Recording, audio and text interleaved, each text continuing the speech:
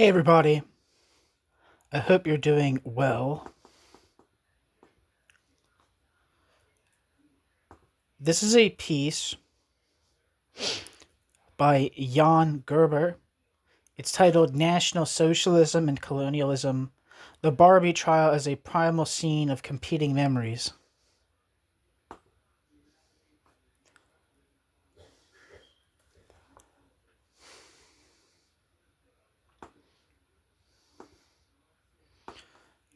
Let's see what the contributors section says of this piece. Jan Gerber is honorary professor of modern and contemporary history with a focus on modern Jewish history at the Leipzig University and head of the research unit politics at the Simon Dubnow Institute for Jewish History and Culture. Jan Gerber's latest book publications are Geschichtsoptimismus und Katastrophenbewusstsein in 2022 and Die Untiefen des Postkolonialismus.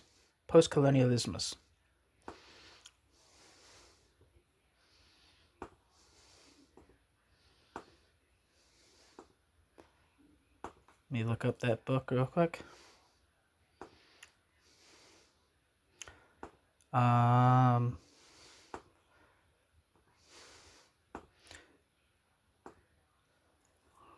The first book translates as Historical Optimism and Disaster Awareness, Europe After the Holocaust, which is an edited volume. And the description says, current controversies surrounding the, quote, singularity of the Holocaust often ignore the fact that it took some time after 1945 for the murder of European Jews to enter the consciousness of European societies. This volume explores the reasons for this by bringing together the history of Holocaust memory with the political and intellectual history of the Cold War. The German and English language contributions do not simply trace the belated reception, history, or the official culture of remembrance in various European states. Rather, they focus on the question of the event's latent impact, which was essentially determined by national peculiarities, and approach these country-specific constellations through paradigmatic biographies of the political left. Thus, the volume not only offers an innovative approach to the historicization of the 1950s and 1960s, but also contributes to the current discussion about the possibility of a multi-perspective memory.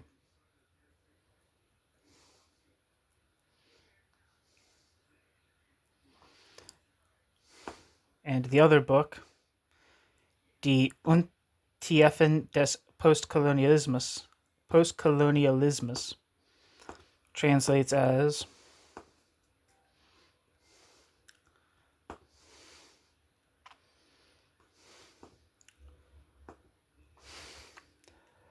the shallows of postcolonialism. The central challenges to Holocaust remembrance now appear to be coming less from the right than from the left.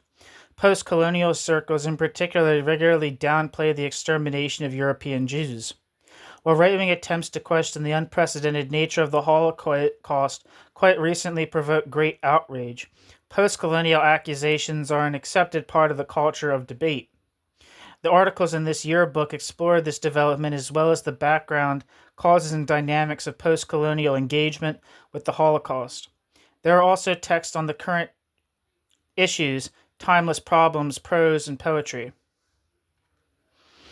with contributions by Hans Atom, Klaus Bittermann, Vivek Chibber, Dan Dinner, Jan Gerber, Thomas Gazella, Cedric Johnson, Stefan Clevers, Uli Krug, Tjark Kunstreich, Kolja Podkovic, Adolf Reed Jr., Marcus Rieksinger, Antje Shipman, Laura Spinney, Voyin Sasa Vukadinovich, Simon Wiesenthal, and others.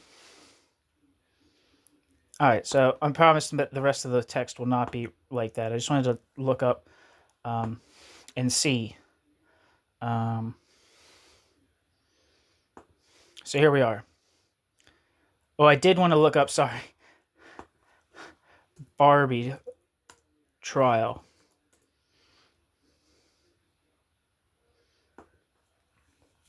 Um, it's for about the trial of Klaus Barbie. Klaus Barbie lived from 1913 to 1991, was a German officer of the Schutzstaffel and Sicherheitsdienst who worked in Vichy France during World War II. He became known as the Butcher of Lyon for having personally tortured prisoners, primarily Jews and members of the French resistance, as the head of the Gestapo in Lyon. After the war, the United States Intelligence Service employed him for his anti-communist efforts and aided his escape to Bolivia, where he advised the dictatorial regime on how to repress opposition through torture. In 1983, the United States apologized to France for the U.S. Counterintelligence Corps helping Klaus Barbie escape to Bolivia, aiding Barbie's escape from an outstanding arrest warrant.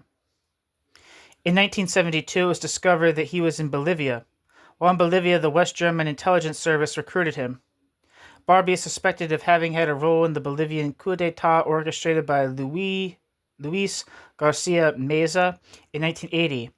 After the fall of the dictatorship, Barbie lost the protection of the government in La Paz. In 1983, Klaus Barbie was arrested and extradited to France, where Klaus Barbie was convicted of crimes against humanity and sentenced to life in prison. Although Klaus Barbie had been sentenced to death in absentia twice earlier, in 1947 and 1954, capital punishment had been abolished in France in 1981.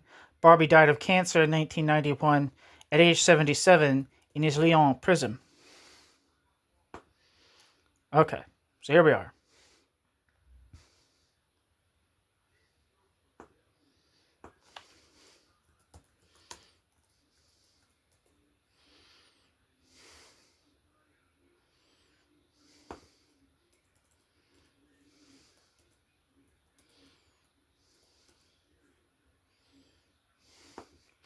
Oh, sorry, there's one more thing. Sorry, I keep bullshitting you. In psychoanalysis, the primal scene is the theory of the initial unconscious fantasy of a child of a sex act between the parents that organizes the psychosexual development of that child. The expression, quote, primal scene, refers to the site of sexual relations between the parents, as observed, constructed, or fantasized by the child, and interpreted by the child as a scene of violence. The theory suggests that the scene is not understood by the child, remaining enigmatic but at the same time provoking sexual excitement. Alright, for real this time, I'm going to continue reading.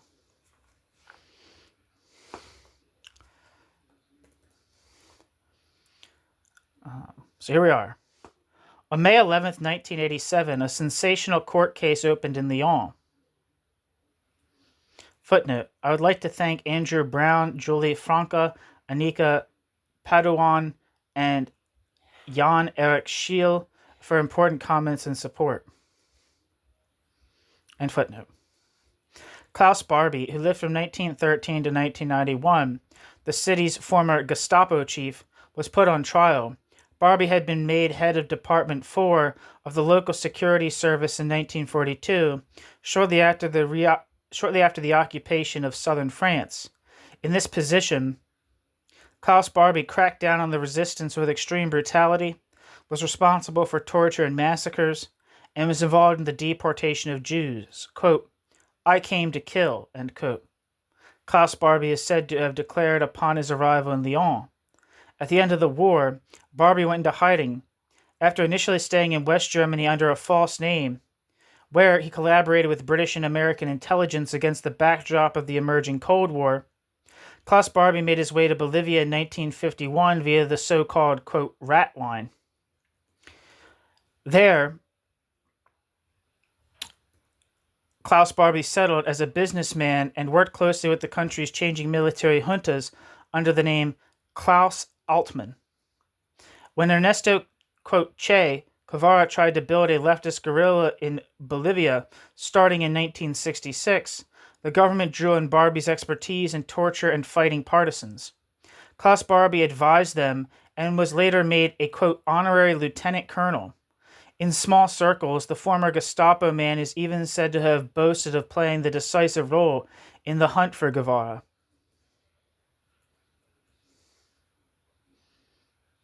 Although Barbie's whereabouts had been known to the public since the early 1970s through research by Beat and Serge Klarsfeld, Klaus Barbie was not arrested until 1983, after the end of military rule. The Federal Republic of Germany had no great interest in Klaus Barbie. German authorities believed they had sufficient evidence against Barbie in only one murder case. If the trial against Klaus Barbie failed, the already tarnished image of the Federal Republic was in danger of being further damaged. The conservative government under Chancellor Helmut Kohl had taken power in 1982-83, not least with the promise of a, quote, geistig moralische Wende, end quote, a, quote, intellectual and moral turnaround, end quote. The associated attempt to draw a line under the confrontation with the Nazi past had caused irritation abroad. Moreover, an acquittal of Barbie would also have affected the relationship with France, which was of great importance to Kohl. True, the, quote, butcher of Lyon, as the former Gestapo man was soon called, had been at best a subordinate official in the German occupation apparatus, because he had personally tortured to death the resistance hero Jean Moulin, who was supposed to unite the quarreling factions of the resistance on behalf of General de Gaulle in 1943. Klaus Barbie had become one of the central symbolic figures of Nazi terror in France. Not only the failure of the trial, but also a German lack of interest in the case could damage the international reputation of the Federal Republic. The danger of a scandal was all the greater because Barbie had also worked at times for the West German Foreign Intelligence Service, the Bundesnachrichtendienst, the BND. It was therefore decided to support Barbie's extradition to France. This clearly suited the French wishes. Beat and Serge Klarsfeld's efforts to bring Klaus Barbie to justice encountered favorable domestic political conditions in France in the early 1980s. The ruling socialists, who also provided the President François Mitterrand, were in a deep crisis due to some unpopular decisions. In 1981, it became known that Maurice Papin, who had been appointed budget minister of the Republic by Mitterrand's predecessor, Valéry Giscard d'Estaing, had been responsible for the deportation of Jews in Vichy France. A trial of the, quote, butcher of Lyon seemed likely to restore the nation's past political reputation. In Régis Debray, President Mitterrand also had a foreign policy advisor who was passionate about the prosecution of the former Gestapo man. As a temporary companion of, quote, Che Guevara, Régis Debray had been arrested in Bolivia in 1967 and sentenced to 30 years in prison. Under French pressure, however, the military regime had released Régis Debray in 1970. In 1973, Debray attempted to kidnap Barbie along with the Klarsfelds, Bolivian-German guerrilla Monica Ertl, and Bolivian journalist Gustavo Sanchez Salazar. Quote, for him, even more than for us, Barbie combined National Socialist oppression in Europe and that of some peoples of Latin America, end quote. Klarsfeld. The Klarsfelds recalled of Debray's motives in their memoirs. However, the kidnapping failed. Against this background, too, Debray campaigned intensively for Barbie's extradition to France in 1983, as in 1973, Debray was supported in this by his friend Gustavo Sanchez Salazar, who in the meantime had risen to become Bolivia's deputy interior minister. The trial against Klaus Barbie lasted a total of 8 weeks, with 37 days of proceedings. The court questioned 58 so-called victim witnesses, 26 witnesses of, quote, general interest, and 6 witnesses appointed by the defense. Among the general witnesses were the historian Leon Polyakov, who had written Brevière de la haine, or la haine. I'm not sure how you say that, but something of hate. One of the first books on the Holocaust, the communist politician Marie-Claude Vaillant Couturier, who, as a member of the resistance, had herself been in Auschwitz and had already testified at the Nuremberg main war crimes trial, and the Nobel Prize winner Elie Wiesel, who wrote the book Night, of course. The French press reported daily on the Barbie trial. Footnote. The articles that were published in Le Monde are documented in a special issue of July 1987. Other articles are documented in Agence France Presse 1987 and Gautier 1988. End footnote.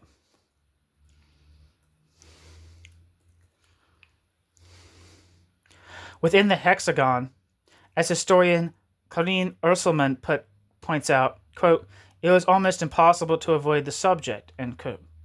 Around 800 journalists were accredited. On the 4th of July 1987, the verdict was pronounced. Klaus Barbie was sentenced to life imprisonment. The total of 14 appeals lodged by his defense against the sentence were consistently rejected. On September 25, 1991, Klaus Barbie died in Lyon as a result of cancer. The trial of Barbie was an expression of the new significance assigned to the Holocaust since the 1970s. Unlike in Germany, the Netherlands, or Belgium, where Jews had long been excluded from national memory, their fate in France was indeed considered part of the collective martyrdom. However, the specifics of the extermination were ignored. The local Jews, like the rest of the nation, were summarily assigned to the resistance. Their integration into the national community of memory thus took place at the price of disregarding the specifics of their experience. The figure of the fighter and martyr took precedence over annihilation.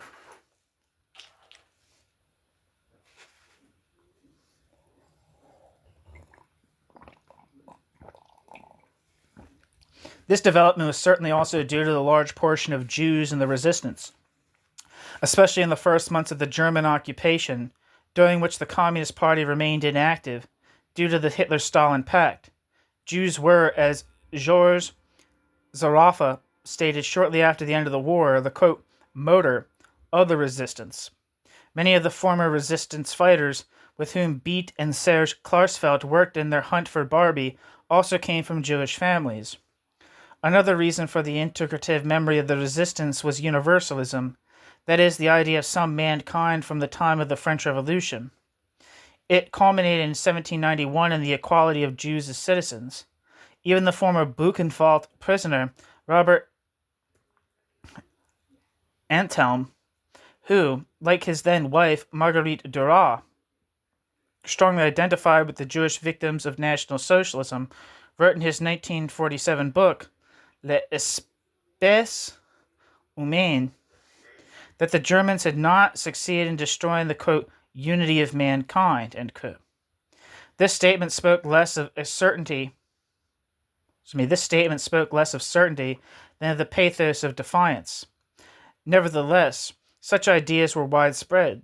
The appeal of universalism was also the central reason why ex-resistance fighters, including Antelme's former fellow prisoner, David Rousset, had turned against Jean-Francois Steiner in the so-called Treblinka affair in 1966.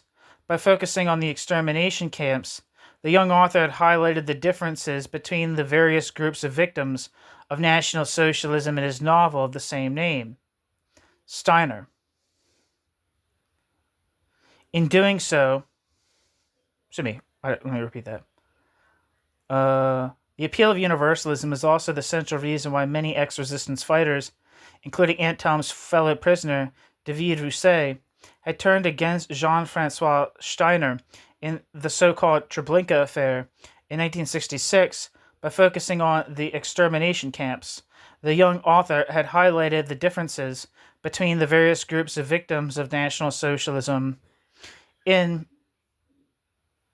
Jean-Francois Steiner's novel of the same name, Treblinka Affair. In doing so, Jean-Francois Steiner had quite unintentionally attacked the anti-fascist idea of a unity of mankind as well as of suffering. This focus on resistance, struggle, and martyrdom also initially shaped the way Barbie's crimes were dealt with. Thus, the quote, Butcher of Lyon had already been sentenced to death in absentia 3 times in France. The trials of 1947, 1952, and 1954, however, centered on Barbie's actions against the anti-fascist resistance. After Barbie was extradited from Bolivia in the early 1980s, the French prosecution, on the other hand, wanted to focus on Barbie's part in the deportation of Jews to the death camps. Klaus Barbie was the first person to be tried in France for a crime against humanity, the very crime that had been established in international law in 1945 in preparation for the Nuremberg trials. Footnote: as early as 1973, French collaborator Paul Touvier had been indicted for crimes against humanity. However, Touvier, who was accused of giving the order to murder 7 Jewish hostages, went into hiding. I owe this reference to Annika Padouam. End footnote.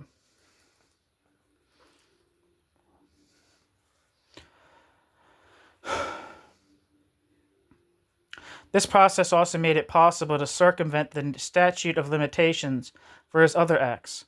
The French Parliament had decided in 1963 that crimes against humanity were not subject to a statute of limitations. However, the Barbie trial did not only represent the new insight that the Holocaust was, as director Claude Lanzmann had written in the second half of the 1970s, the, quote, main event of National Socialism, end quote. Through the trial, at the same time, it became evident how fragile this knowledge was. This had already become apparent when the Paris Court of Cassation discussed what was to be understood as a crime against humanity in the run-up to the trial. Resistance associations, outraged that Barbie's activities against the anti-fascist resistance were to be excluded from the indictment, had sued to have them made the subject of the trial as well. The Court of Cassation decided in their favor. The statements of reason said that, quote, all concentration camps had been extermination camps, end quote. Quote, extermination by malnutrition, lack of hygiene, hard labor, mistreatment, torture, medical experiments, executions, end quote. In France, quote, crimes against humanity now included all acts committed, quote, in a systematic manner by a state which pursues a policy of ideological hegemony, not only against persons belonging to a racial or religious community, but against all opponents of this policy, whatever their opposition may have been, end quote. This meant that Barbie's actions against the resistance could once again be tried in court, but not this time, as in the 1940s and early 1950s, as war crimes subject to a statute of limitations in France, but as crimes against humanity. The tension between appreciation of the specifics of the Holocaust and the need to create a universally applicable norm, which had been inscribed in this definition of the crime from the very beginning, shifted further in the direction of generalization. Above all, however, the aporias of remembering became clearer when the name of Barbie's lawyer was made public. At first, the unassuming Alain de la Servette, a public lawyer from Lyon, and Jesuit Robert Boyer had taken over the defense. But the Swiss millionaire François Guénoux stepped in, an avowed National Socialist who owned the rights to Joseph Goebbels' diaries. Guénoux had not only organized Adolf Eichmann's 1961 defense in Jerusalem, but also supported the Algerian National Liberation Front, the Marxist-Leninist People's Front for the Liberation of Palestine, and the freelance left-wing terrorist Ilich Ramirez Sanchez, better known by his nom de guerre, Carlos.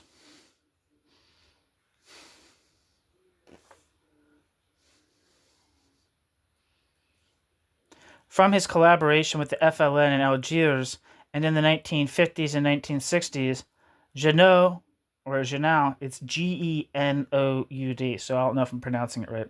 Genoud also knew the lawyer he referred to Barbie. Contrary to initial expectations. He was not a right-wing conservative German defense lawyer with experience in war crimes trials, but a proven representative of the left, or more precisely, an icon of the anti-colonial struggle. Born in Thailand to a Vietnamese mother and a French father, Jacques Vergès had fought on the side of Free France against the Axis powers in his younger years. During the Algerian War, he defended members of the FLN, including Jamila Bouhired, accused of bombing a cafe, whom he married after converting to Islam. He later provided legal assistance to Palestinian hijackers, members of the Carlos Group, and the German revolutionary cells. Moreover, as co-editor of the magazine Révolution, Tiers Montissime, Third Worldism, quote, glossy, it is said that it was he who sent the young Régis Debray as a journalist to the Bolivian jungle in the 1960s, where he joined Che Guevara and systematized the guerrilla commander's unsystematic theory of revolution. Vergès' approach in the Barbie trial differed markedly from the legal strategies used in other trials of Nazi criminals. It is true that he too used extenuating circumstances such as the emergency orders or the exceptional situation of the war to defend his client. At the same time, Vergès scandalized Barbie's transfer from Bolivia to France, which was in fact not entirely legal. Above all, however, Vergès pursued the strategy of counterattack that he had developed as a result of the trial of Jamila Bouhired in 1957, since the military tribunal where the trial against her was held did not allow for closing arguments or a summation. Vergès and his fellow activist, Georges Arnault, endeavored to create counter-publicity. They published the booklet Pour Jamila Bouhired, which I think means for Jamila Bouhired, which collected expert opinions, information, and the closing argument that was not held, and initiated a public relations campaign. After the case, it was even brought before the United Nations. French President René Coty pardoned Bouhired in 1958. In the trial of journalist Francis Janson and his co-defendants, who were accused in 1960 of forming a network to support the Algerian struggle for independence, Vergès further tested his strategy in the book De la stratégie judiciaire. He theorized it. In this book of more than 200 pages published in 1968 by the prestigious Édition de Minuit, Vergès distinguished between two defense tactics: the conventional, quote, defense de connivence, or, quote, defense of cronyism, and, quote, mutatis mutandis, was based on acceptance of the rules and procedures of the court. In Vergès' preferred, quote, defense of rupture, end quote, on the other hand, the authority of the court was rejected. Provocations were intended to make dialogue impossible. Quote, we had to mock them in order to provoke incidents that would reach Paris, London, or Cairo, end quote. He later explained his strategy. In other words, the courtroom was to be transformed into a propaganda stage. While the trial against Jamila Bouhired had still been about obtaining an acquittal or a pardon through an extrajudicial campaign, the, quote, defense of rupture, end quote, developed in De la stratégie judiciaire, aimed only at confrontation, defiance, and counter-publicity. It was probably due to this that Vergès was, quote, not exactly, end quote, familiar with the files of the case against Klaus Barbie, as Serge Klarsfeld remarked, who acted as counsel for the accessory prosecution in the trial. Vargas was less interested in the case itself than in its propagandistic effect. The goal of this propaganda hardly changed over the years. As in his earlier cases, Vargas spoke less about his client's deeds in the Barbie trial than about European colonial atrocities. The reference to the actions in the former colonies was intended to relativize not only Barbie's deeds, but the National Socialist crimes as a whole. Thus, Vargas countered the testimony of witness Elie Wiesel, who reported on the deportation of Jewish children under Nazi rule, with the question of the dead children of Algiers, My Lai, Sabra, and Shatila. Responding to comments about wearing the yellow badge, he said that his mother, who came from Vietnam, had not needed a star to mark her. Quote, she was yellow from head to toe, end quote. Colonialism, Vargas then concluded, had been far worse than Nazism. Moreover, the Germans in France had committed fewer crimes than the French in Algeria. Footnote. On Vargas's strategy and his parallel attacks on the resistance, see Finkielkraut, 1989, and De Vec, 1987, end footnote. Based on this, Vargas denied France the moral right to put Barbie on trial. Vargas acted not as the defender of the former Gestapo man, but as the prosecutor of the West. The First World was to be put on trial in the name of the Tricont. I guess that's the Third World. I'm not sure. Or the I don't know what that means. Could be in the tricolor. I don't know. I don't really understand the meaning of that sentence. The First World was to be put on trial in the name of the Tricont. Appropriately, Vargas had selected his co-lawyers according to skin color and origin. In his defense team, as he proudly claimed, quote, all human rainbow colors, end quote, were represented.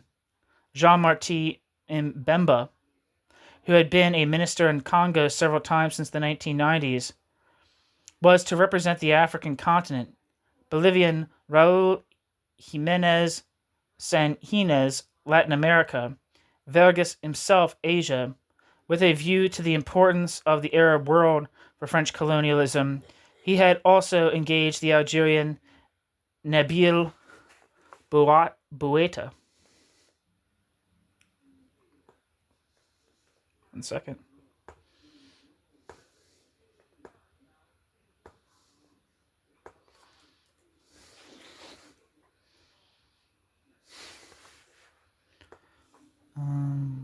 Footnote. See also the visual staging in the illustration.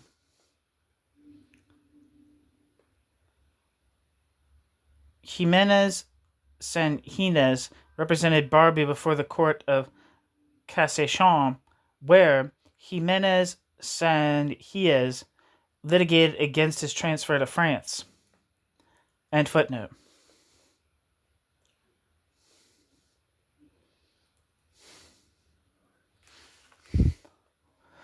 This post-colonial defense strategy, in the literal sense of the word, was certainly due to the indignation that France, the motherland of human rights, had waged bestial colonial wars in Indochina and Algeria. Vargas's later wife, Jamila Bouhired, had been tortured like many other imprisoned FLN members, and his lawyer colleague, Ocrane Oud Aoudia, was probably murdered by the French secret police in 1959. Vargas himself was most likely on a death list for a time.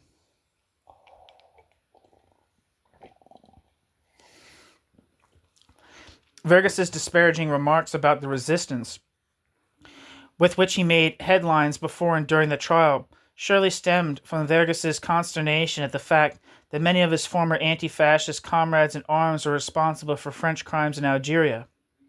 Socialist Guy Mollet, Maurice Bourges Monnery, and Félix Gaillard of the Radicals, all of whom had joined the resistance during the German occupation, had given the military in the Maghreb more and more powers as prime ministers. The majority of the senior officers had fought the Nazis only 10 years earlier under Charles de Gaulle. Some, like Paul Alceres and Marcel Bigot, had even parachuted behind German lines during World War II to support the resistance in France and Belgium. These former freedom fighters now not only appeared as opponents of Algerian independence efforts, but also used interrogation methods to which many of them had been exposed in Gestapo custody barely 10 years earlier. Paul Alceres ordered Mohammed Larbi Ben Mahdi, who had organized the Battle of Algiers for the FLN, to be tortured to death.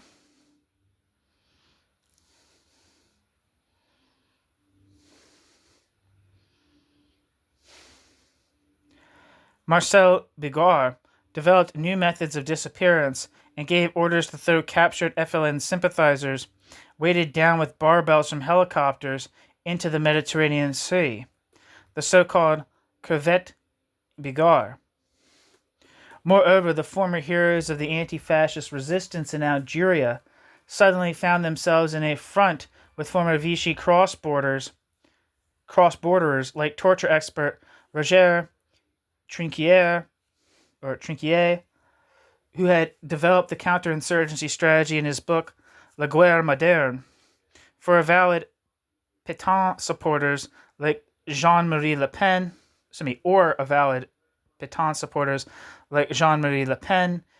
and the later leader of the far-right Front National. Other former anti-fascists in turn fell victim to persecution by their previous comrades in arms. In his text From Dachau to Beruagia, for example, Jean Ferrugia recounts how he was tortured as a member of the resistance in the Dachau Nazi concentration camp and was confronted with torture again just 15 years later, a frighteningly short time for an adult, because of his commitment to the FLN in Algeria. The comparisons between the so-called French doctrine in the Maghreb and Nazi methods, which enjoyed great popularity from the 1950s onward, may have been due not least to moral outrage, the temporal proximity of the Algerian mission to World War II, and the pronounced political confusion generated by the numerous aporias of the war in North Africa. Neither moral indignation, which has always lacked the ability to think in terms of distinctions, nor confusion are particularly conducive to sharpening historical judgment. At the same time, however, Verges's relativization of the Holocaust seems to be the result of the development to which the emergence of the extermination of Jews from the spell of the resistance since the early 1970s was owed at all. The 1950s and 1960s were characterized by a peculiar coexistence of historical optimism and catastrophic consciousness. The technological boom of those years, wage increases and reductions in working hours caused an enormous acceleration of life. Progress and the future were booming on both sides of the Iron Curtain. The general optimism was challenged, however, by the existence of the atomic bomb, the use of which was actually contemplated during the Korean War, the Sinai Campaign, and the Cuban Missile Crisis. Both currents of the time pushed ahead of the memory of the Holocaust. Dealing with the annihilation of the European Jews did not fit in with the historical optimism of the era, nor did the feared nuclear endgame between the superpowers allow for much interest in the Jewish catastrophe that occurred only a few years earlier. Those who have no future do not deal with the past, but at best with the present. In the early 1970s, however, when it first became known to a wider public that Barbie lived in Bolivia, the dualism of historical optimism and catastrophic consciousness began to dissipate. In January 1973, the United States and North Vietnam signed an armistice, ending the bloodiest confrontation of the Cold War. The conflict between the superpowers entered a period of detente. Above all, however, the belief in the boundless upswing that had until then defined the attitude to life together with the bomb came under pressure. With the 1973 energy crisis, the golden age of capitalism that had begun after World War II came to an end. The oil price shock, which threatened to paralyze entire sectors of the economy, brought home the limits to growth that the Club of Rome had spoken of a year earlier. Thus, the universalist idea of the unity of mankind, which was particularly strong in France, was also in crisis. It was closely connected not only with the concept of progress, but also with the nuclear threat, both nuclear war and the promises of freedom and democracy, equality and socialism formulated in Washington and Moscow, had affected the entire world.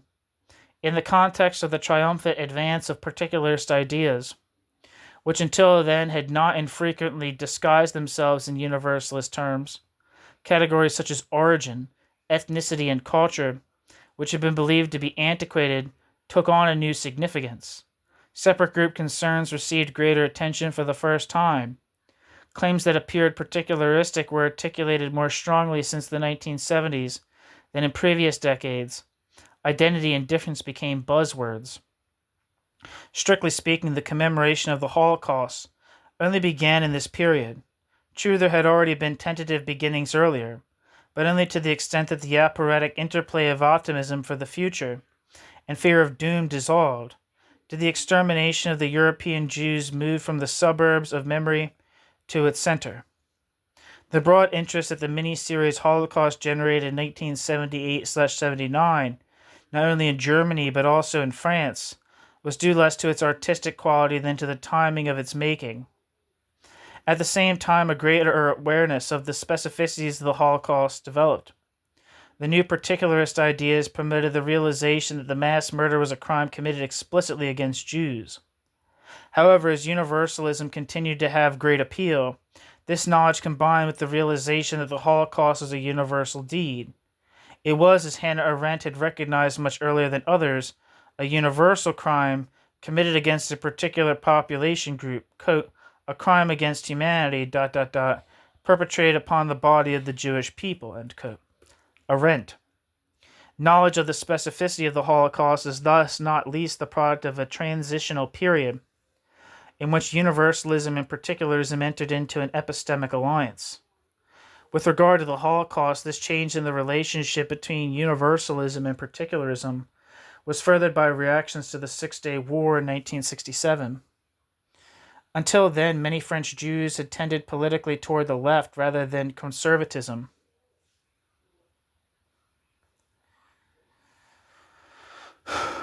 Undoubtedly, socialists, communists, and leftist liberals had never been free of anti-Jewish resentment either. Even during the Dreyfus Affair, which marked the beginning of the age of intellectuals, sections of the far left around Jules Gued had refused to take sides with the falsely accused captain. The reason given, enriched with anti-Jewish cliches, was that he was a representative of the bourgeoisie. The vehemence with which Edouard Drummond, Maurice Barrès, and other anti-Dreyfusards took a stand against the emancipation of the Jews, however, had made the accusation from the left seem less threatening. Because Émile Zola, Jean Jaurès, and Alexandre Millerand were among the most committed defenders of Dreyfus, the left even appeared to be a natural ally of the Jews. Over the course of time, this notion had repeatedly been challenged since the Six-Day War, however, it could no longer be maintained. Footnote. In particular, the Slansky trial in Prague in 1952, which was also intensively reported in France because Arthur London, a former member of the FTP-MOI, who was also related to a high-ranking member of the French Communist Party, was on trial, had deeply unsettled many Jewish members and sympathizers of the party.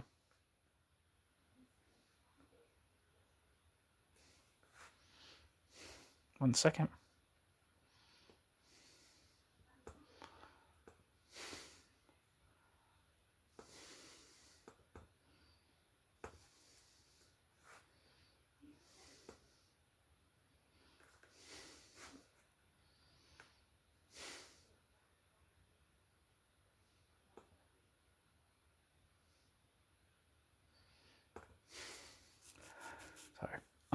End footnote.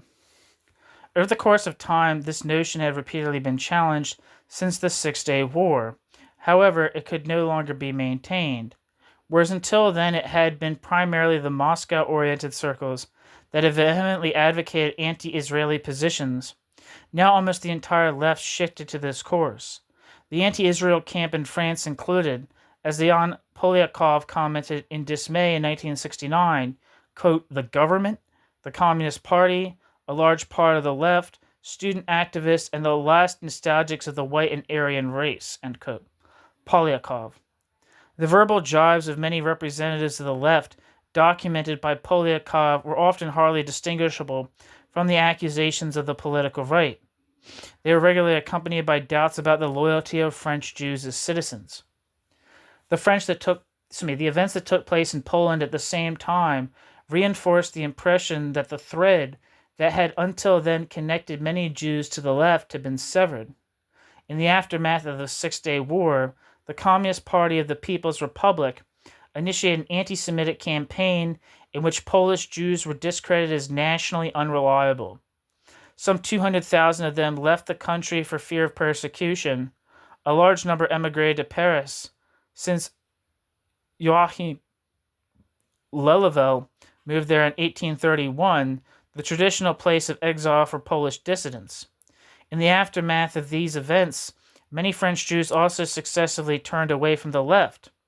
The Maoist Pierre Victor, with whom Jean-Paul Sartre had discussions about the, quote, revolutionary duties, end quote, of intellectuals as late as the early 1970s, was not the only one to find his way back to Jewry. Pierre Victor discarded his proletarian pseudonym and, from the middle of the decade, returned to using his birth name, Benny Levy. With the disintegration of the notion of a natural alliance between French Jews and the left, the integrative pathos of the resistance eventually lost its persuasive power. Against the backdrop of anti-Semitic hostility after the Six-Day War, many Jewish victims of Nazism no longer saw themselves adequately represented by the iconic figure of the martyr, by which the memory of the occupation had been shaped until then. The end of the, quote, grand narratives, and their incipient replacement by the, quote, patchwork of minorities, end quote, spoken of by Jean-Francois Lyotard and other post-structuralists, furthered this process. This development was accompanied by the changed social significance of the figure of the victim.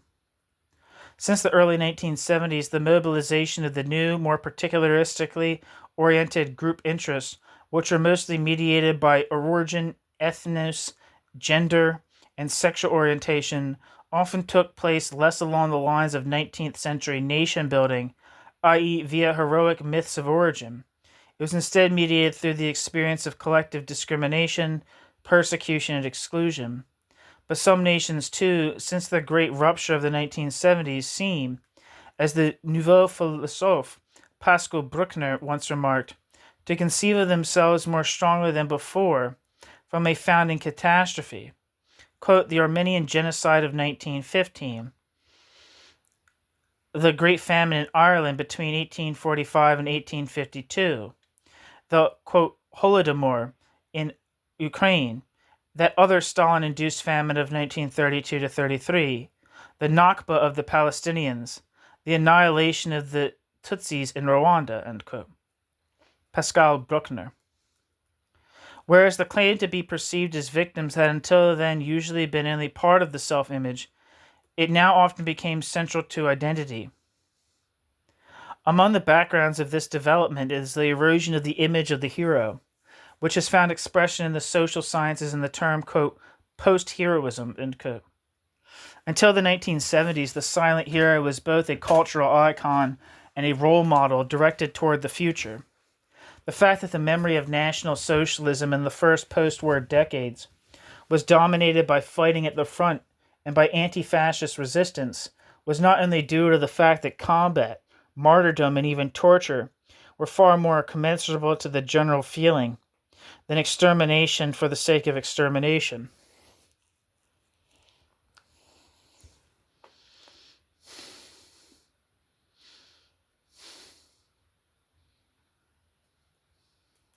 The idea of a death deprived of any meaning was almost unbearable in view of the continued life after 1945. At the same time, however, the image of the victim did not fit in with society's ideals of the prudent hero who dutifully and stoically takes his fate into his own hands. Quote, "A man's got to do what a man's got to do," end quote. Gary Cooper declared in 1952 in Fred Zinnemann's Western High Noon. These social role patterns changed, as the Freud-trained historian Christopher Lasch pointed out early on, from the transition to the 1970s. The reasons are manifold, however. The transformation of the industrial to the service society, which took place during this time, probably played a significant role. It is in this sphere that the term post-heroism also has its origins. It was first used not in the armed forces, but in management consulting. Footnote.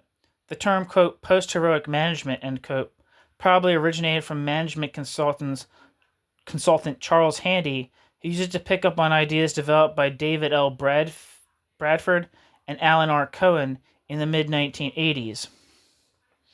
End footnote. There, it was recognized early on that the traditional social role models were no longer up to the new demands of the market. Due to changing customer demands, which could only be satisfied to a limited extent with the standardized goods of the economic miracle era of the Trente Glorieuses, the fragmentation of production, and the accelerated circulation of goods and money, the management of companies became too complex to be entrusted to the individual decision-making courage and risk-taking of traditional company patriarchs. The solitary resolution of old corporate commanders was gradually replaced by collective processes of negotiation and deliberation.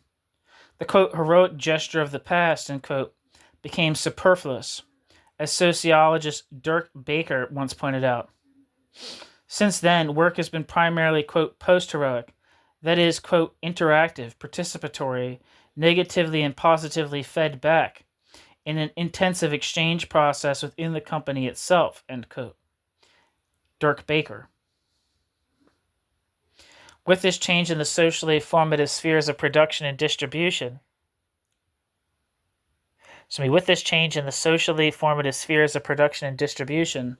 the figure of the hero certainly did not disappear completely from the public sphere. As a cultural industrial icon, it continues to be present, albeit often, as is often said, quote, ironically refracted, end quote. Footnote. On the ambivalences of this development, see Dirk Baker, 2012. End footnote. Nor did the victim per se become a guiding social image.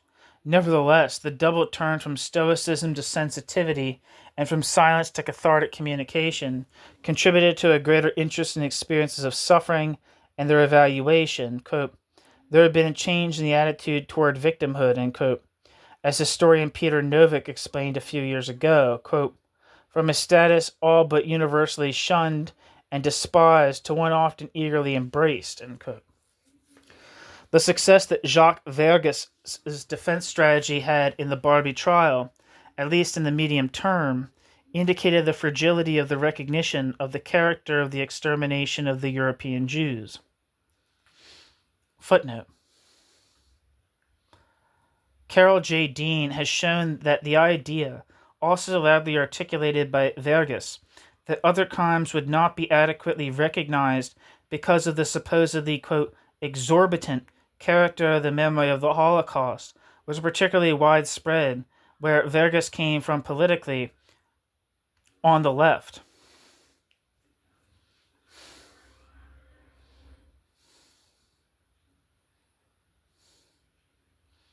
End footnote.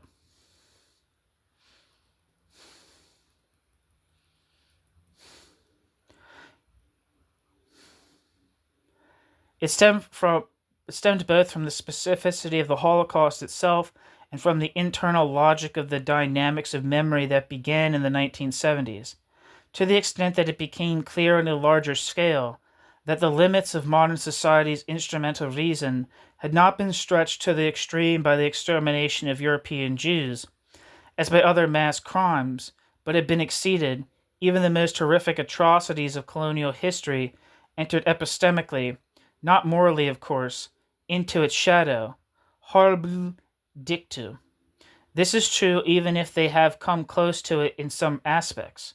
Thus, as Pascal Bruckner once put it, the Jewish catastrophe, quote, became a benchmark and the show an event that set new standards, end quote. Pascal Bruckner. For this reason, the memory of the extermination of the European Jews almost inevitably became an annoyance and an object of covetousness, because the monstrosity of the Holocaust epistemically overshadows other monstrosities. A narcissistic mortification emanates from it. Peter Novick therefore spoke of a, quote, Holocaust envy, some 10 years after the Barbie trial. Edward Alexander of an attempt to, quote, hijack the Holocaust, end quote. In view of the limited public attention, the urge for recognition of one's own suffering, and probably also because of the small number of financial resources made available officially for compensation, post-colonial thinkers in particular often tend either to reinforce their own experiences of discrimination or to minimize the dimensions of the Holocaust. The transfer of one's own suffering into the terminology of the extermination of the Jews, with which the lawyers around Jacques Vergas also regularly came up with in the Barbie trial, even achieves both appropriation and relativization.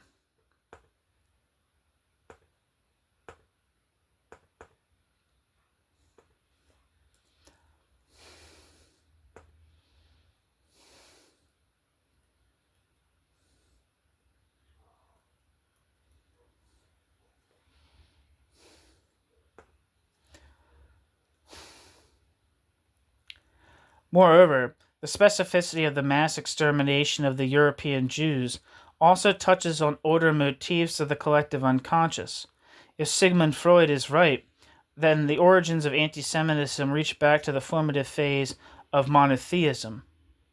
It is related not least to the view that the Jews are God's chosen people. Quote, I venture to assert, end quote, Freud put it in the 1930s, quote, that the jealousy which the Jews evoked in the other peoples by maintaining that they were the firstborn favorite child of God the Father has not yet been overcome by those others, just as if the latter had given credence to the assumption, end quote. Freud. The hatred, resentment, and recrimination that resulted regularly focused on the isolation from other religions, the refusal to convert and often imposed renunciation of missionary work. In other words, the parts of Judaism that appeared particularistic. Footnote, on the primordial history of this resentment, see also Nuremberg 2014, especially the first 3 chapters. End footnote. Wrapped in the universalizing rhetoric of human rights, some of these motifs can be found in the Barbie trial. Vergas's co-lawyer, Nabil Bouaita, I don't know if I'm saying that right, Bouaita, complained in his plea that crimes that were not committed against the Jewish people were not recognized as crimes against humanity. As a reason, he insinuated in almost classic anti-Jewish diction the, quote, myth of a chosen people who deserve more attention from God and at the same time grant themselves certain privileges, end quote. Parenthesis, as cited in Padoan 2022, in parenthesis. Footnote, for this purpose, Padoan evaluated the trial files in the French National Archives, end footnote. The Holocaust transferred the theological concept of God's chosen people into the secular in a negative way. The Jews were singled out in a terrible way. The Jews became, as Max Horkheimer and Theodore W. Adorno bitterly commented in The Dialectic of Enlightenment, quote, indeed the chosen people, end quote. It almost seems as if this also doubled the traditional resentments against the particularistic components of Judaism, the envy and jealousy of their supposed specialness. Paradoxically, the Holocaust became the catalyst of the old and the source of a new hostility toward Jews. An anti-Semitism, quote, despite and because of Auschwitz, end quote. Beyer, Gerber, and Crea, 2004. At the same time, the Barbie trial indicated that the relationship between universalism and particularity had shifted further compared to the early 1970s. In Verges's and his co-lawyers' comments, there was hardly any distinction left between universalism and particularity, general and particular. It almost seems as if the traditional contradiction of universalism and particularism had been abolished in a negative form. Jacques Verges ended his closing statements with the absurd demand that Klaus Barbie be acquitted, quote, in the name of humanity, of law and justice, and in the name of France, end quote. In a press conference, Jacques Verges also declared that his moral superiority stemmed from the fact that he was speaking, quote, in the name of humanity, end quote, while the prosecutors were only acting, quote, in the name of the white European, end quote. The Holocaust, on the other hand, Jacques Verges presented only as a particular crime. It no longer appeared as a matter for all humanity, but as one crime among many, a Jewish obligation, or a matter for the West. If Barbie's acts were a crime against humanity, Verges argued, then humanity would demand an international court. Footnote.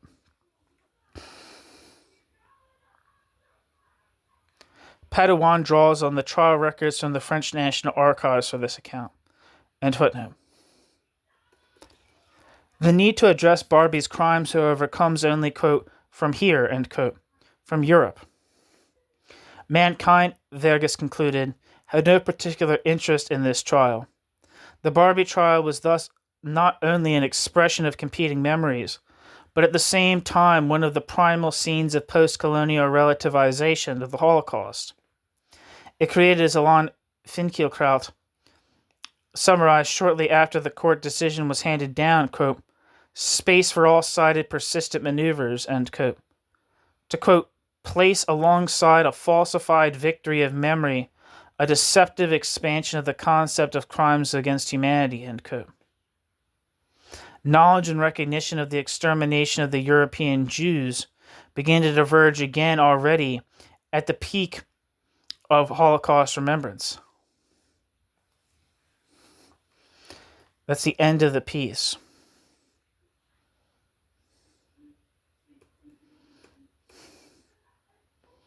I'm looking at some of the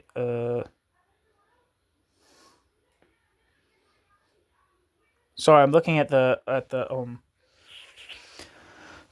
references, and I'm seeing if there's anything. It's mostly in German. So if I actually said all that stuff, it would take forever. Yeah. So I'm not going to read all these out loud, which people probably find annoying anyway.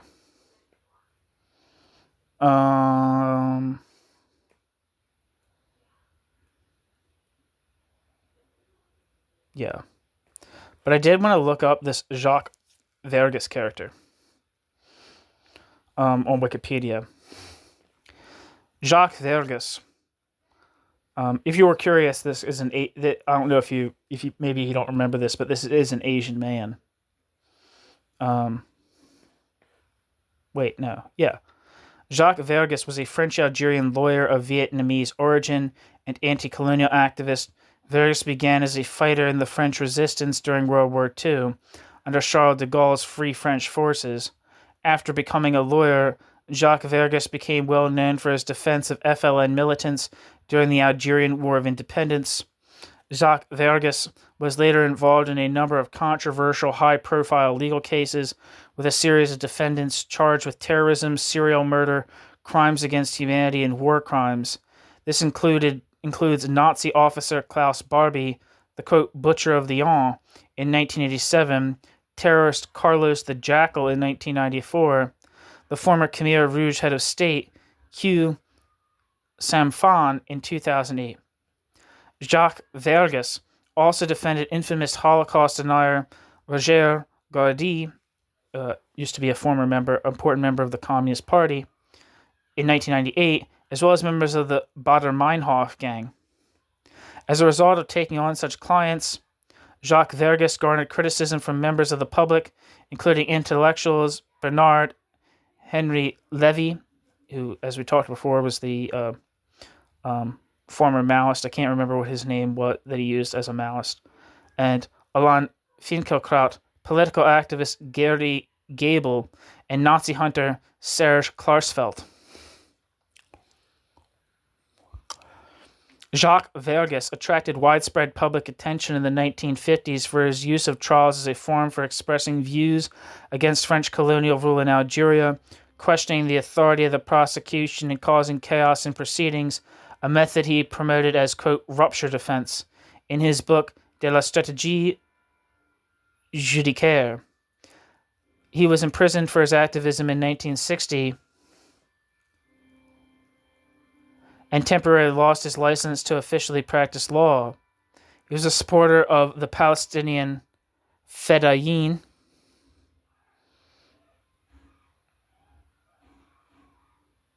in the 1960s.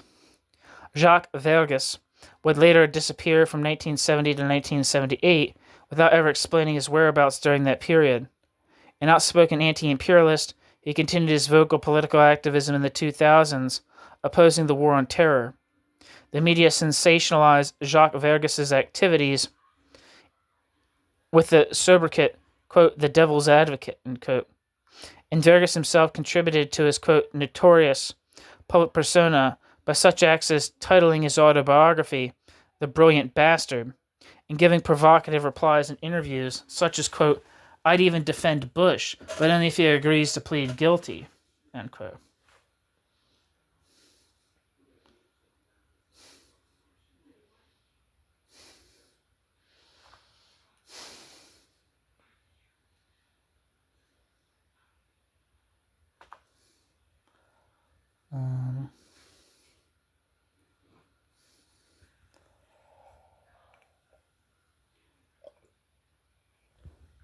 Yeah.